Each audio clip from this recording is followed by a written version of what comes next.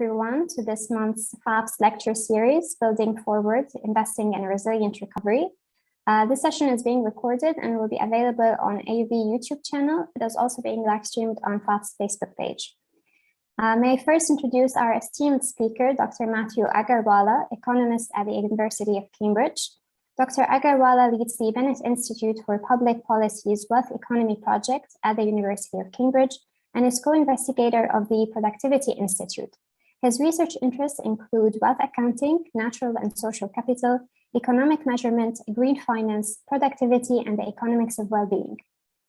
Dr. Agarwala's work spans various sectors and disciplines, with co-authors including ecologists, conservationists, social anthropologists, civil servants, members of the UK Parliament, and Nobel laureates in peace, medicine, physics, and chemistry.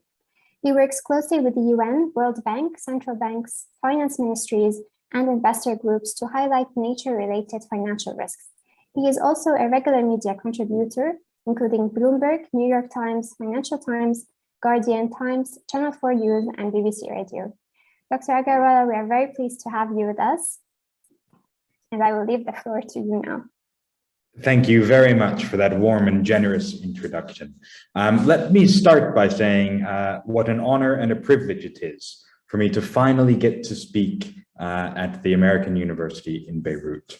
I have a long history, although perhaps a somewhat distant history with AUB. I was hoping to come back in 2019 to deliver some of these talks at AUB and around Lebanon in person. But unfortunately, events as they unfolded prevented it from being possible. So I'm delighted for a chance to make up for some lost time. But my connection with AUB actually goes a bit deeper and is intergenerational in that the professor who supervised my undergraduate and master's degree and set me down this avenue of economic investigation is a graduate of AUB.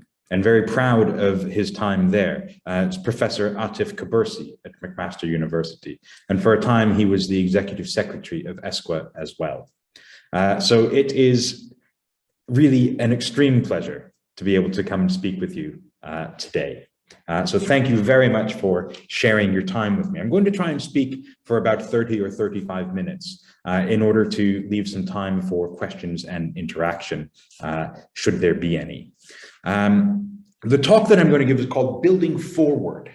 You will have heard lots of talk about building back better, but I think that the task as we emerge from the COVID-19 pandemic, as we emerge from various economic and political crises, is not to build back to what we had with some tweaks around the edges. The challenge we have is to build forward to something that is better.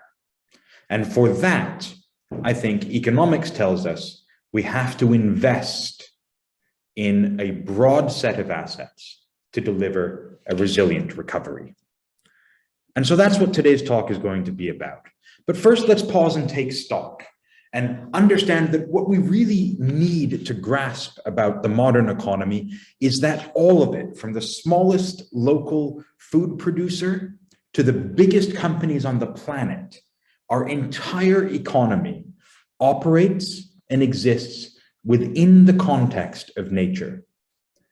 And that means that when we degrade and deplete nature, we are constraining the operating space for the economy. When we pollute the air, we are weakening our people, our labor force, our human capital. But it also means that when we invest in protecting nature, we are actually expanding the set of possibilities that are open to the economy. I think that in order to move ourselves onto a new economic model, build forward to something better, is we need to measure what actually matters, both to providing a better quality of life, but also measuring what matters to people in terms of understanding how their lives fit in a modern economy. I think we need to focus on natural and social capital and the fact that these assets increase the returns to all of our other investments, whether they're public investments or private investments.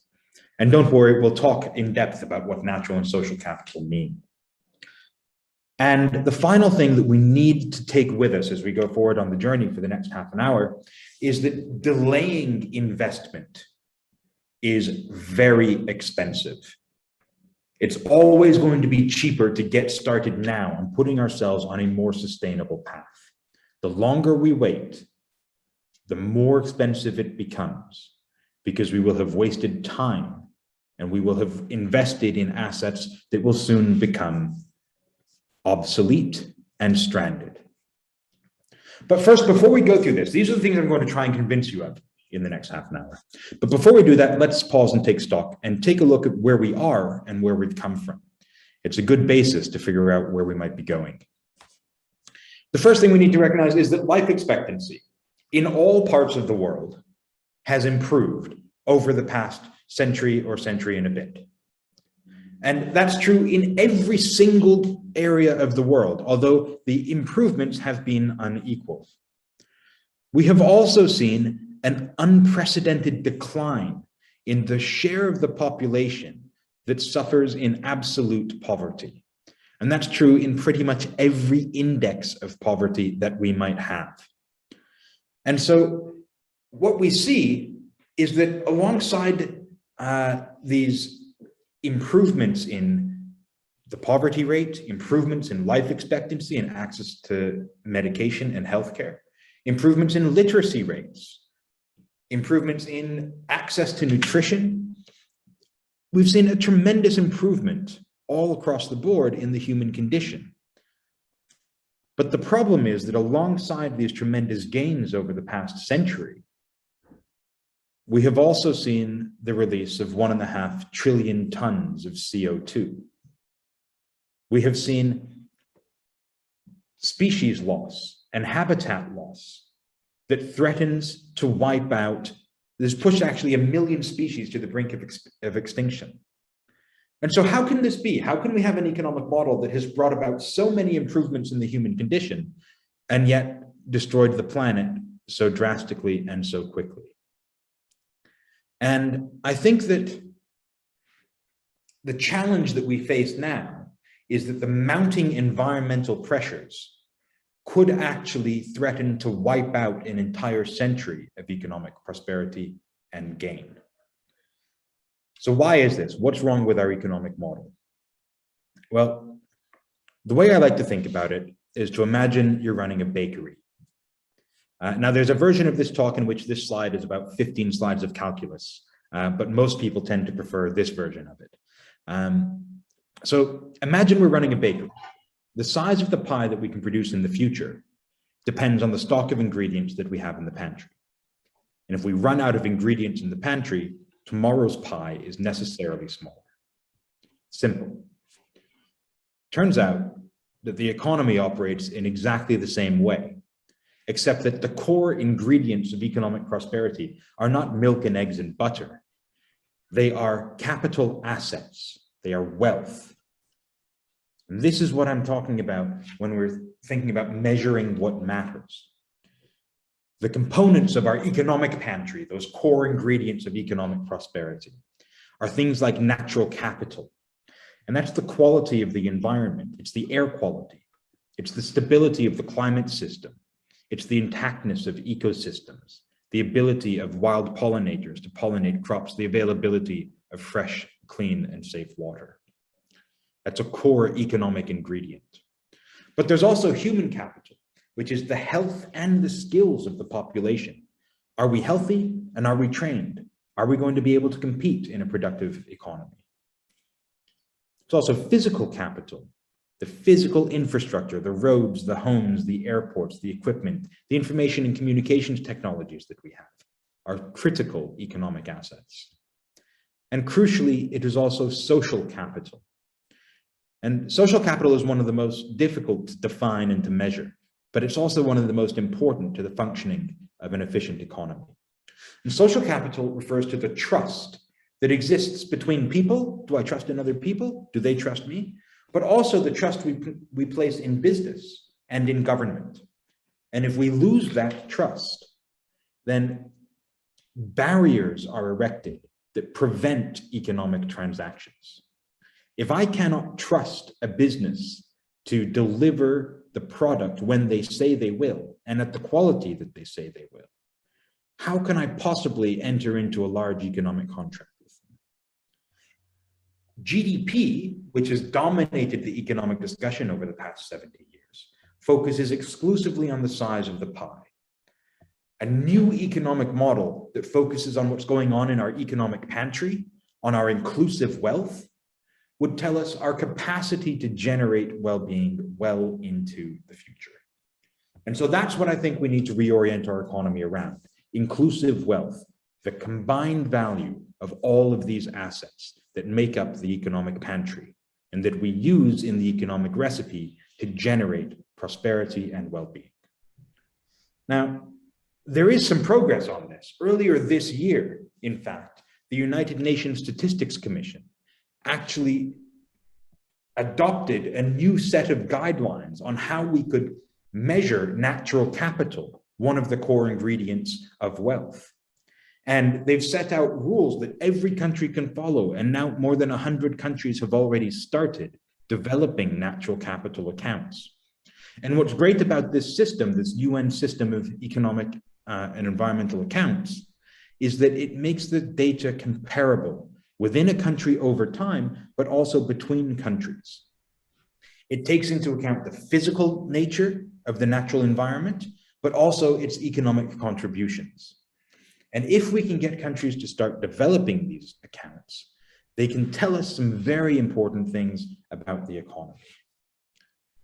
Another thing that's particularly exciting about the wealth economy approach, these inclusive wealth accounts, is that it's not just about measuring what happened last quarter or last year. That's what GDP tells us. But wealth is all about capital. The value, as we know, of any capital asset today is simply the discounted flow of future benefits. The value of a vehicle manufacturing plant today is the net present value of the profits that I can generate for the lifetime of the factory. And so wealth accounts tell us something different about the world today, but by investing in assets, by managing the economic pantry, it can actually help us shape the world tomorrow. Capital and wealth, by definition, are forward-looking. GDP, by definition, is backwards looking. And if we want to build forward towards a resilient recovery, we need to think about the assets at our disposal that will help us achieve the outcomes that we want. Now, it's not just natural capital accounts that we've been developing. You may have seen recently, in fact, just in the past month, the World Bank has released the newest book in its Changing Wealth of Nations series. Now, the Changing Wealth of Nations series actually compiles wealth accounts for, I think, 160 countries around the world. And what we can see when we do this, going back to 1996, is that on the whole, globally, wealth, the size of the pantry per person, has actually grown. But it has grown unequally. There are some countries where it's actually been falling over this time. But these accounts don't just tell us the global trends, they can also tell us how the composition of that wealth is changing. And so what we see from 1992 to 2014 is that wealth overall has risen, but it has risen because produced capital, physical infrastructure, has doubled over that time. Human capital has increased about 17%, but natural capital, the climate system, ecosystems, fisheries, pollinators, the quality of land, has fallen by about 40%. And the problem, as I've told you, is that because the economy fits inside nature, when we destroy our natural capital, we are shrinking what is economically feasible.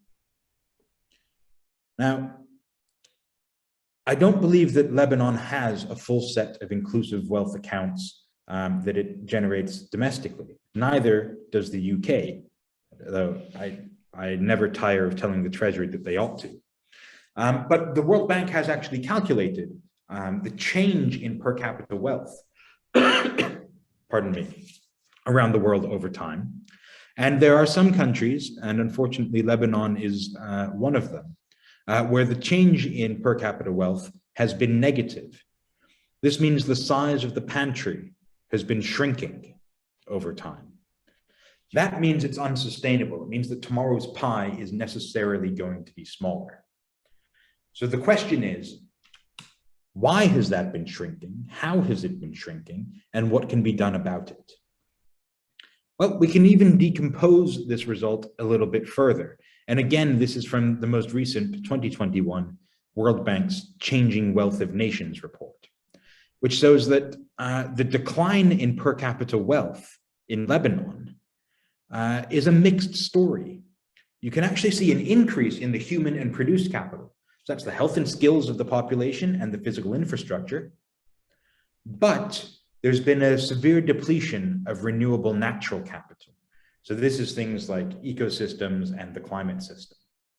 So places where we could invest in order to enhance this wealth and reverse the downward trend would appear to be in maintaining ecosystems, agricultural systems, air quality. And there are spillover benefits as well. As we improve air quality, we improve labor productivity. As we improve labor productivity, it's easier to attract investment. But we don't just have to look at national trends of what has been. We can start using these kinds of accounts, natural capital accounts, for instance, to inform central bank strategy, government strategy, around improving competitiveness, stability, and growth. And so when we talk about how will environmental change affect competitiveness of nations, we can start to factor in environmental regulation. We can start to factor in the complementarities between the assets, the components of wealth. The most powerful way of implementing the wealth economy framework is not just to try to amass ever-increasing stocks of individual assets, but rather to guide investments so that they leverage the complementary relationship, the mutually reinforcing relationships that can exist between the assets. So for instance, an investment in air quality is also an investment in labor productivity. And so when we start bringing natural capital and human capital together in policy, that's when the wealth economy approach becomes powerful. When we're thinking about economic stability, we know that there are direct physical risks from climate change. We know that temperature volatility reduces productivity and reduces output. We know that there may be tipping points around temperature, droughts, and floods. And we know that in the transition, as we move towards a lower carbon global economy, companies, industries, and countries that are slow to take up this transition will be caught out. They'll be behind the curve and they will lose competitiveness. But we also know that we can use these kinds of accounts to improve our understanding of the nature of growth. And so what we have seen in the previous slides is that the change in economic output is directly linked to the change in wealth. And so we can think about using the pantry as the stock of ingredients, our inclusive wealth as that stock of ingredients to underpin economic growth. But it's not just for central banking. We can also think about treasury, fiscal policy. And whenever I talk to treasury departments around the world, although I admit I have not spoken with the authorities in Lebanon, but with some generalization, pretty much every treasury is concerned about what's called the fiscal triangle, the intersection between tax, borrow, and spend. And again, this is where wealth accounts can actually help us even further. When we're thinking about taxes for the long run through a transition to a lower carbon economy, we need to understand that, say, the revenues that we generate from fuel duties are going to be phased out as we move to more fuel efficient and eventually electric vehicles. And so it helps us understand what might happen to future revenues. We know that borrowing opportunities are really quite abundant We could have green bonds that will help us support infrastructure investment. And these are massively oversubscribed in most parts of the world. But we also know that environmental destruction is going to change the way that we have to spend. Right? It's going to change the way that we subsidize things. We may need to subsidize more efficient energy systems. But it's also, if we don't make the transition and we don't make it fast enough, we're going to have large expenditure on restoration costs and potential liabilities from floods and from droughts. And so what we see when we start thinking about this is that nature actually increases the return to all other assets. Right? It provides countless services. Trees provide cooling services, a habitat for wild species. They enable outdoor recreation, which in many countries is one of the highest sources of value. We also know that all of the other investments that we might make rely on those services that nature provides. We know that houses are more valuable in places where you have good environmental quality. That's pretty much indisputable. We found this in all parts of the world. We know that your super high-tech, super modern, just-in-time supply chain is going to be more reliable, more profitable in a world that is not troubled by freak storms and floods that knock out our transport infrastructure. And so one of the things that we need to keep in mind, if we are really genuinely serious about trying to build forward towards a more resilient future, is that nature underpins everything else that we do in the economy. Now, I mentioned several types of capital at the top of the talk. One of them that I want to really investigate here is social capital. Now, it's particularly difficult to define social capital easily. We have some data on it, though. And various different countries take various different definitions. In the UK, our Office for National Statistics defines it in terms of the support networks that people have, the amount of trust we have in each other, and the cooperative norms of behavior that we have. In the UK, it also refers to the quality of our personal relationships and our civic participation. There are other concepts to think about, though, which is that some social networks might be good and others might be more nefarious. There's the kind of social network that brings people together, say within a group. That's our bonding social capital. But then there's also a kind of social capital that helps different groups or sections of society interact, and that's bridging social capital.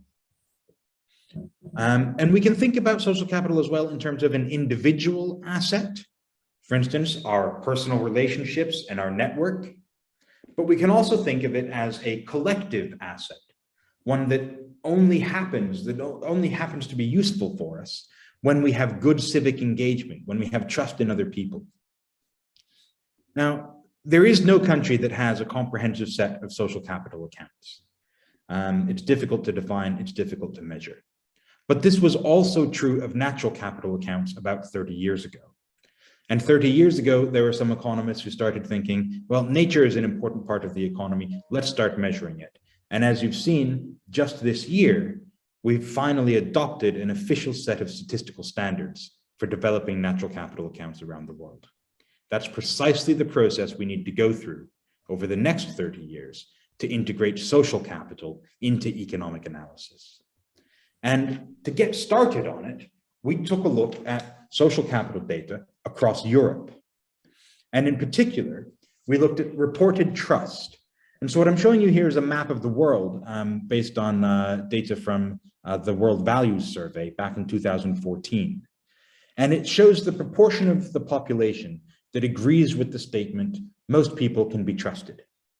And so we can see that this varies around the world, but that there are also many countries where we do not have data.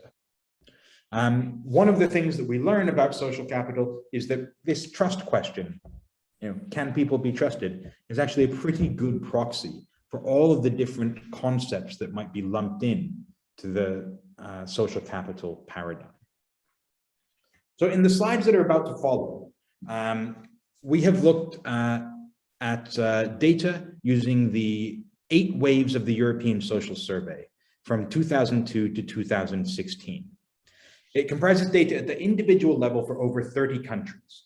And although the sample varies in size a little bit year to year, it's about 44,000 observations in each sample.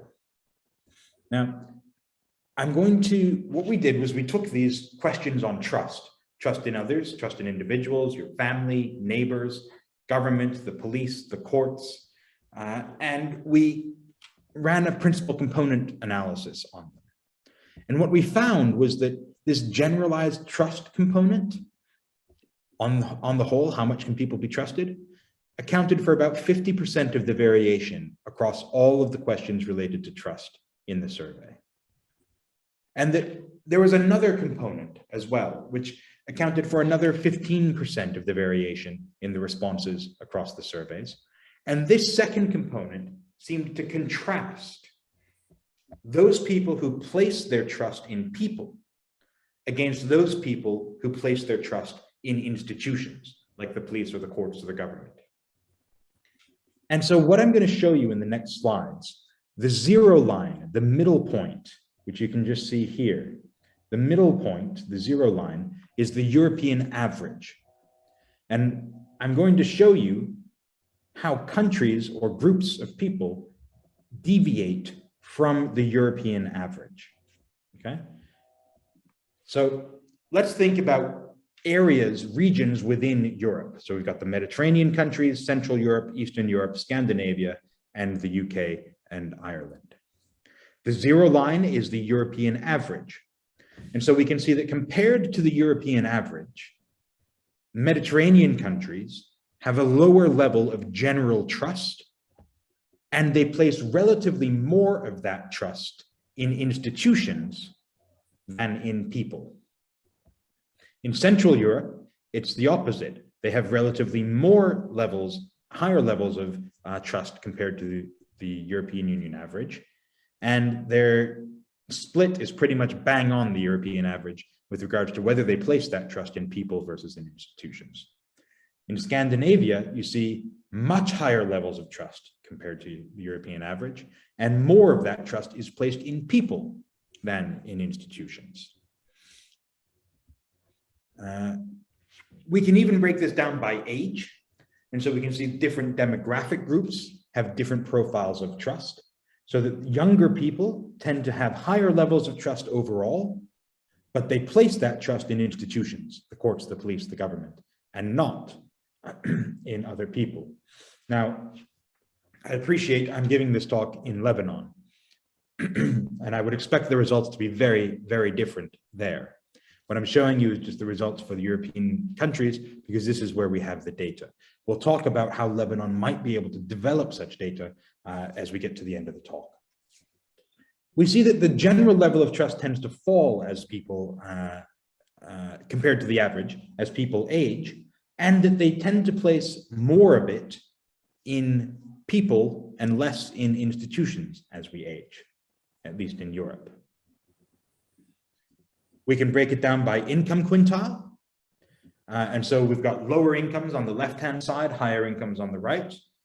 Those with lower incomes tend to have lower levels of general trust and tend to place less of it in people and more of it in institutions. But this switches as we move up the income scale. And it's a popular topic in my country, at least. We can even break this down by positions on Brexit, which may not be of much interest to you, but I think it's quite telling that those who voted for the UK to remain in the European Union generally had higher levels of trust and placed more of it in people, whereas those who voted to leave have lower levels of trust. So that's, I suppose, not directly relevant to Lebanon. But what is directly relevant to Lebanon is that you can develop social capital statistics in a fairly straightforward and exciting and easy way.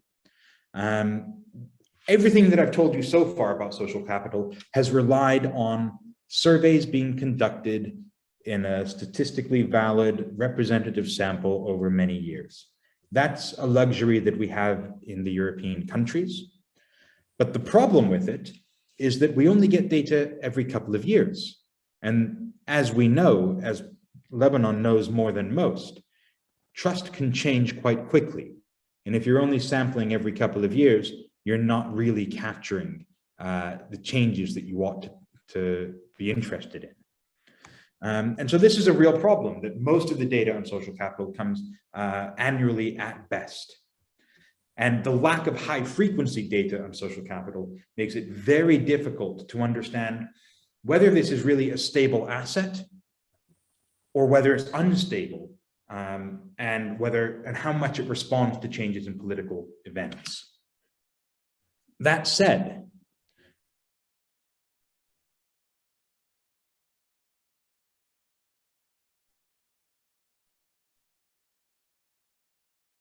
analysis, but used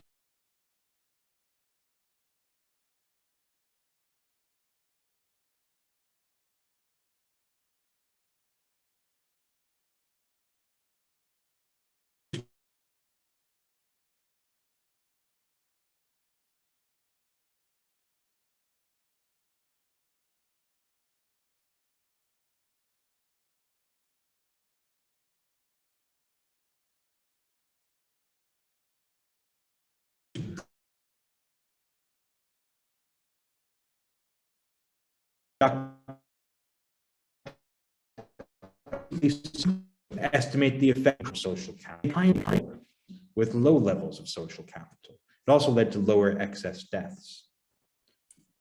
And we know that we have the same kind of responses in the US as well. Higher social capital would have reduced the number of infections by about 18% and deaths by about 5.7%. What's most important about this is that social capital is something that can help us overcome collective action problems. Collective action problems like mask wearing, like lockdowns, like dealing with the COVID-19 pandemic. But it's also important to recognize that if we use Google search data and we use the same methods I've explained in my previous research, you can actually get higher frequency, real-time information on the degree of trust between individuals, in businesses, and in government. And I think understanding that core ingredient of economic prosperity would be hugely important for a place like Lebanon.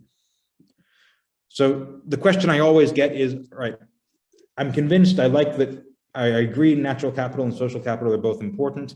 What do we do? Well, I accept that these may ring a bit hollow in some parts of the world. In the UK, what we need to do to invest in natural capital is rewild. We need to improve our buildings so that they're more insulated. We need to support a revolution in agriculture so that we depend less on industrial fertilizers and pesticides and more on using ecosystems to support agricultural productivity. On the social capital side, there's not a lot of evidence about what builds it, but there is some. Community projects, localized decision-making over government spending. In the UK, we have gone through an interesting linguistic transition where people who work cleaning hospitals, stacking shelves in a supermarket, used to be called low-wage, unskilled labor. But when lockdowns came in, we realized just how critical they were to the functioning of the economy, and so we called them key workers. Now that in the UK, at least, we're beginning to transition out, the linguistics are changing back, and we're starting to talk about unskilled low-wage labor, and I think that's an issue. If I can just have one final slide to share the conclusions. What do I think this line of research tells us? Well, when we do public opinion polls around the world, it's unambiguous. The public wants nature and climate to be at the heart of a recovery. We also know that it's going to be cheaper if we act now delay only wastes time that we don't really have. And rather than just making commitments at a place like COP26 in Glasgow, we have to start meeting the commitments that we've already made. So these are the things that I think will be necessary if we want to genuinely go forward, build forward towards a more sustainable and resilient future. And with that, I will hand it back over to our generous hosts and hopefully open the floor for some questions.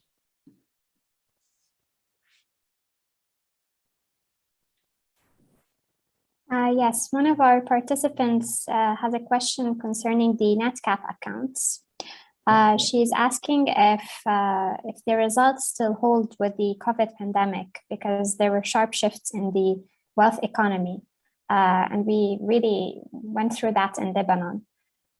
So she wants to ask about that. Right, it's a brilliant question. On the natural capital side, accounts went a little bit crazy. And the reason they went crazy was because carbon emissions went crazy. So lockdowns really halted a lot of economic activity. And as a result, we saw a sharp decline in carbon emissions.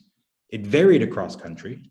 And crucially, the decline in emissions was smaller than the decline in GDP. Now, that's a real problem, at least for some. There's a group of economists who believe that what we ought to be doing is shrinking GDP. Degrowth is what we need. I am not amongst that group of economists. And I think the fact that emissions shrank by a smaller percentage than GDP is good evidence of why simply reducing the size of the economy is not going to get us there. We reduce the economy by 10%, but emissions only fall by 8%. We've actually increased the emissions intensity of output. That's a real problem, right? So what we saw initially was an improvement in natural capital. We saw an improvement in terms of a reduction in the carbon emissions. We saw a reduction in particulate emissions because we weren't driving around and going to the cities as much. And so air quality improved. And we did see around the world a resurgence of wild species. We saw dolphins in Venice, which nobody's seen that in decades. We saw goats, mountain goats coming into the villages of Wales. That hasn't happened before. And so when we shut down the economy a little bit, there was a bit of a resurgence. The issue is that we have now rebounded in some parts of the world more than 100%. And so what that means is that emissions have regrown a lot during the recovery. So the early indications are that perhaps we haven't had as green a recovery as many nations want to claim they did. Does that, I hope that answers the question on the natural capital side, at least during the pandemic. Thank you. Does anyone have any questions? Okay, so we have another question. One of our participants is asking if you see the launching point in Lebanon for us to start investing now and not to delay more.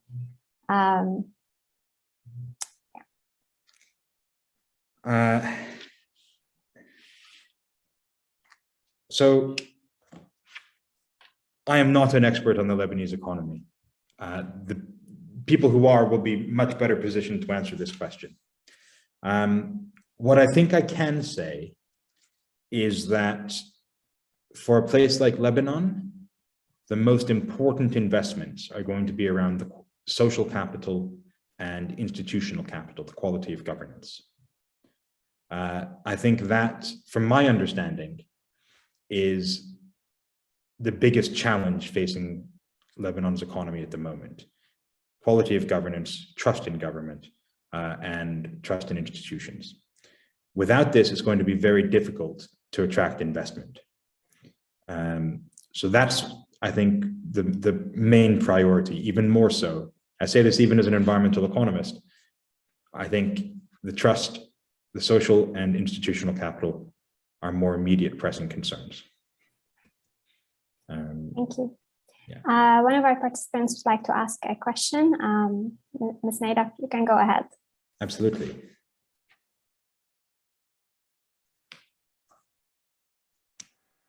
Thank you for having me in this very interesting lecture, and thank you, Professor Matthew Agarwala, for the interesting topic, and which is really timely in view of all the challenges witnessed by the world economy, not only in Lebanon.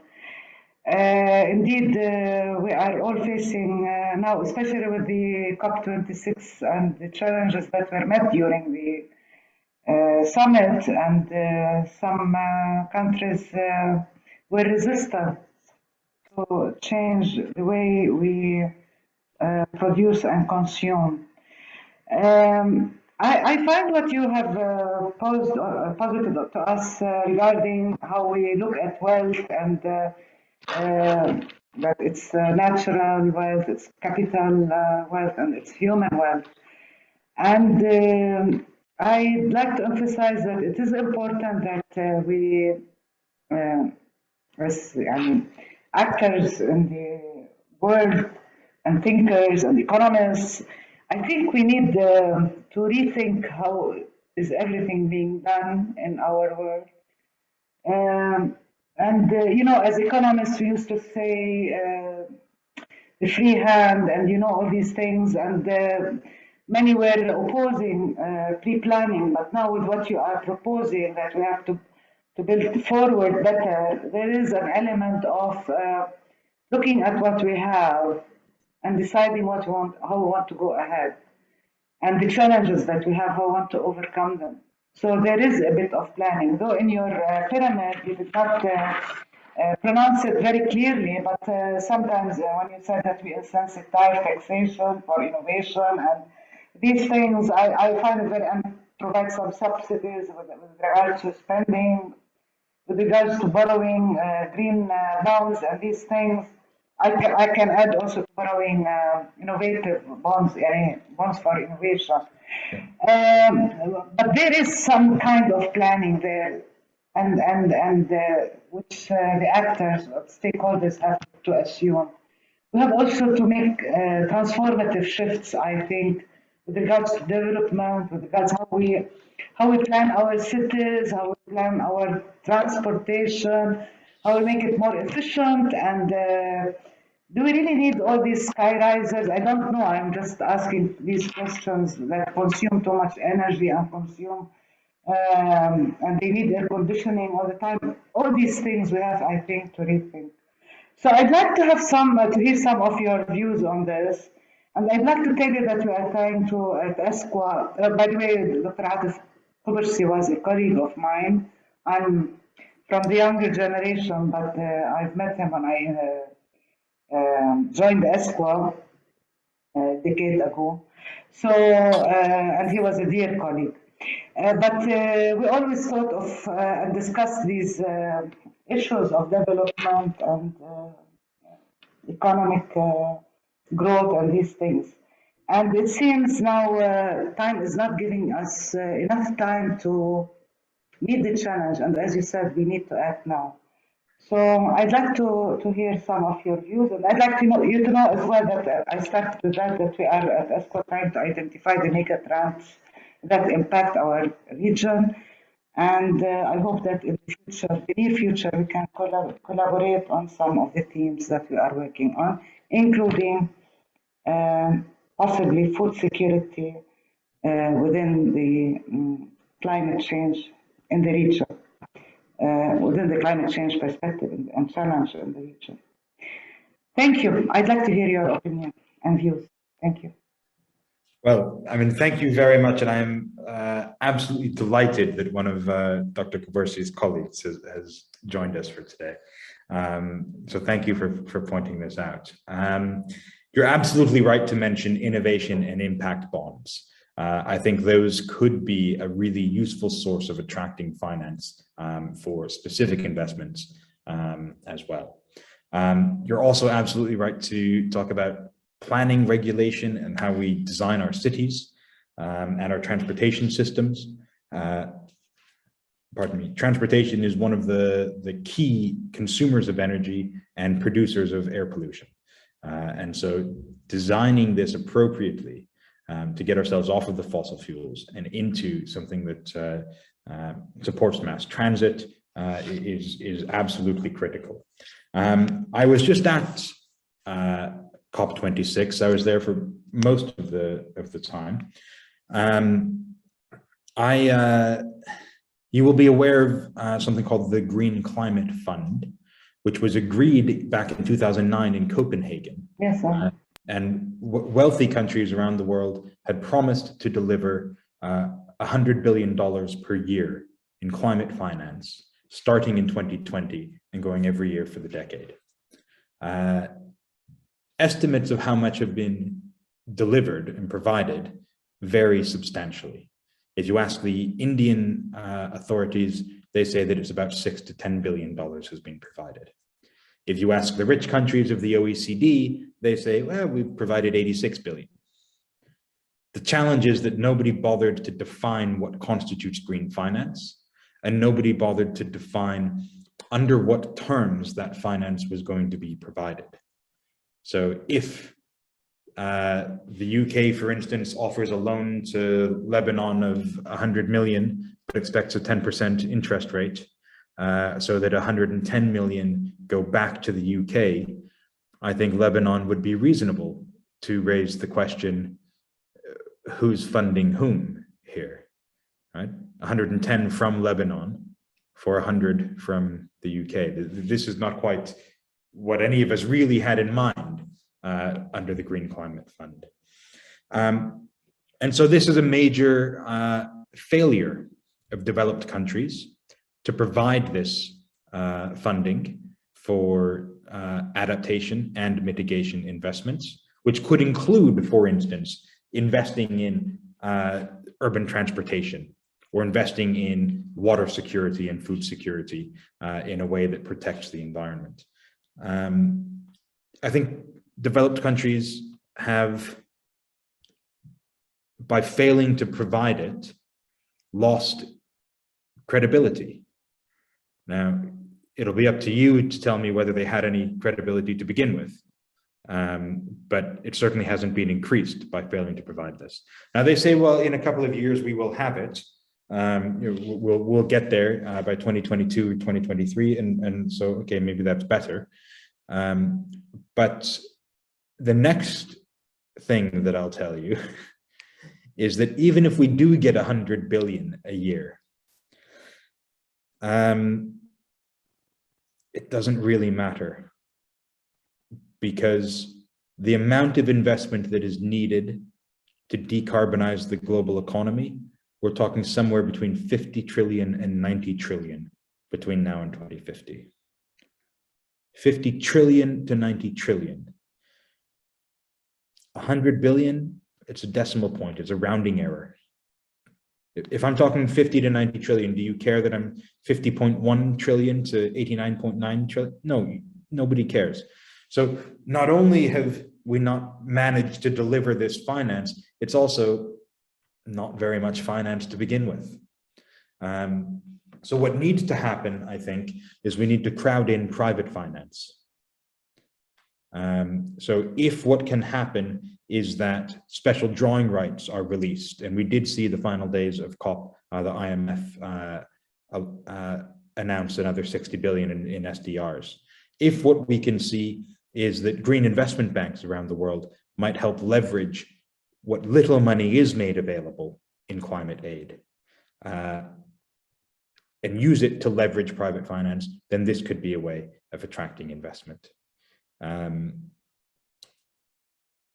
The fact that we did not come to any real numbers around loss and damage is another challenge. At least loss and damage has now been mentioned in the text, and there's a whole section on it in the Glasgow Agreement. But we're going to need to see that evolve rapidly to providing the investment that's needed.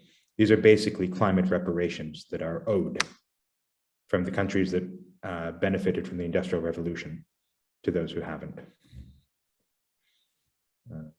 I hope this answers some of your questions, Naila. Yes, thank you. And I look forward that we can continue these discussions in different venues, and maybe we'll find some collaborative. Absolutely. Please do be in touch. I won't give my email out here because it's going live on Facebook, and I don't. Yeah. I'd be very interested if, sorry, the EUB will share with us as well the recording. I'm going to open the camera for you to also note my picture. But I look forward also to collaborate with EUB on similar themes, because we are also trying to identify what are the main issues that are of interest to our region. I don't know why I'm not able to open the video anyway. So, but there are many challenges that are facing the region other than the conflict and war and protracted occupation. And I think the climate change is going to be one of the main issues that will have drastic impact on our region, and which we need to address. And as you said, we have forward thinking and the planning maybe. And we have to engage our member states to be able to envision the threats and the solutions as well. And this is my own thinking, it's not ESPO, but I hope that I will also engage ESPO people here on these issues, modestly said. Anyway, thank you again, and I look forward that we can collaborate, and hopefully we will find a way. And I will continue to look at your research as well as your colleagues, and at EUBs as well. So thank you for me, and I was very happy to join. Thank you. Absolutely. Thank you very much. Now I got it. Ah, there you are. I can see. But I lost it. Okay. And I would be very happy to work with you via ESPA, or we also have contacts through the ERF as well. Yeah.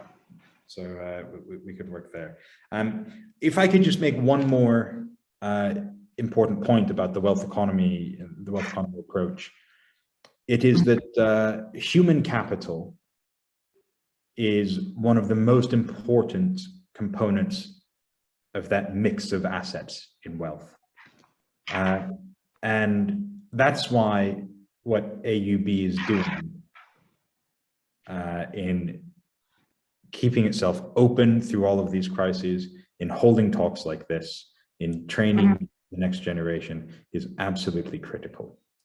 It's the most important way out for most parts of society.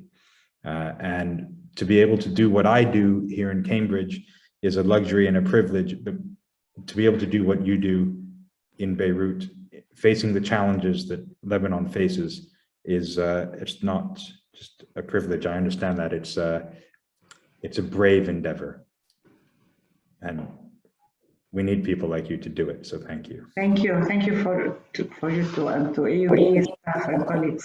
Thank you. Thank you. And we look forward to, before I ask my question, to collaborating with Dr. Haddad and Dr. Agarwala. And we're lately at this college, basically at the Faculty of Agriculture and Food Sciences, have formed an umbrella basically for development studies, which will include the food security, the rural community development, agriculture economics, and colleagues from other colleges, also from other faculties, with the social, the anthropology components, and also the public policy components, so that we can do similar kind of collaborations and do them efficiently.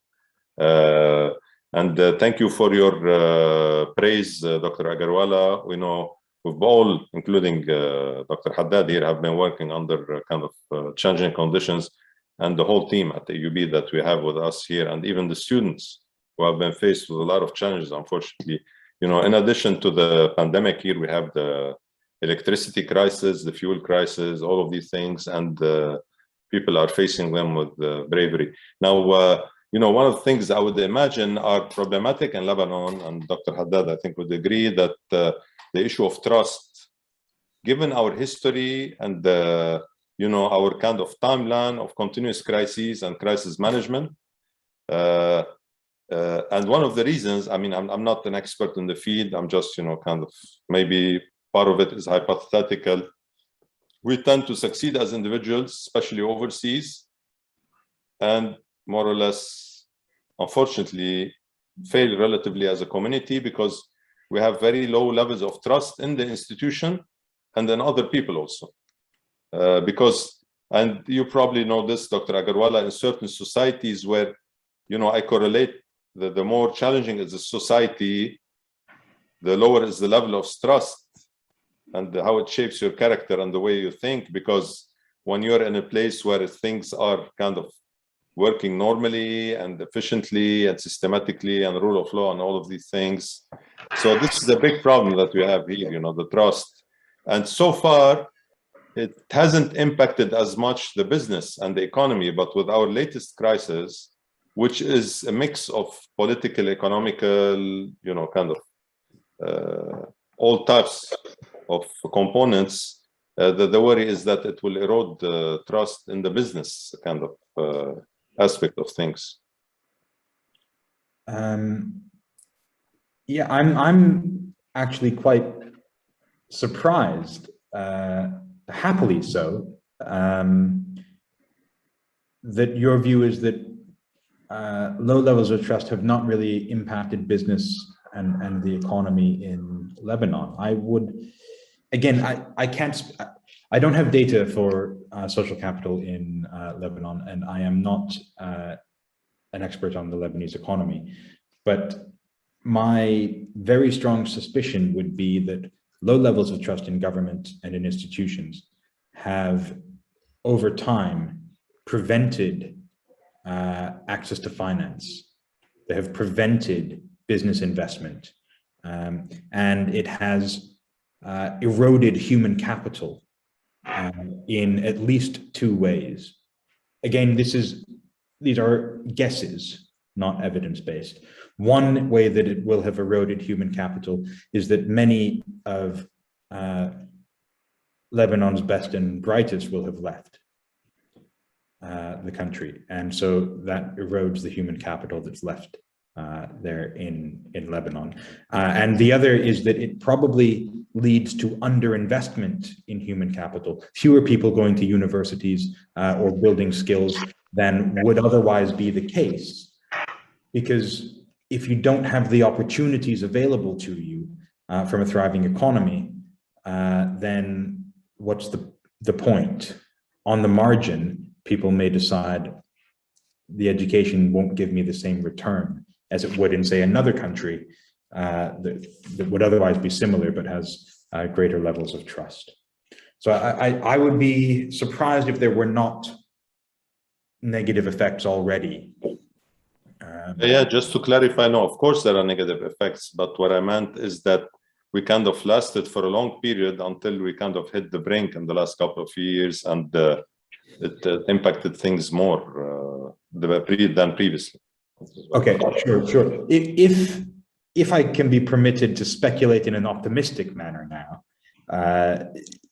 perhaps the events since 2019, where we had the WhatsApp tax, basically, you'll forgive my indelicate history of Beirut's events, but from then on, maybe what we have seen is an explosion of civil unrest and demands from the public saying this isn't acceptable. And so, yes, it's going to be difficult, but perhaps this is what's needed to sort of reset the foundations. Hopefully this unrest leads to a better outcome when the dust settles a bit. although that may be optimistic. I don't know. We all hope so, but so far, of course, we're still going downhill. But we all hope so that in not too long, things will improve. Yeah, we hope. And with you leading the universities, I think this is a good sign, at least. Got some of the right people in the right places. Thank you. It's a flattery that I don't deserve. But thank you. Other comments or questions?